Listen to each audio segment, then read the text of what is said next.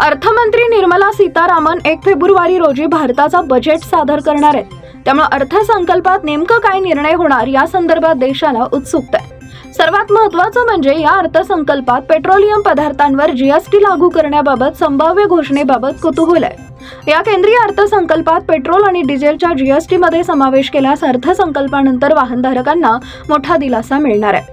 Petrol आणि डिझेलच्या जीएसटीच्या कक्षेत आणण्यासाठी मोदी सरकारच्या या पावलामुळे पेट्रोल आणि डिझेलच्या किमती कमी होतील.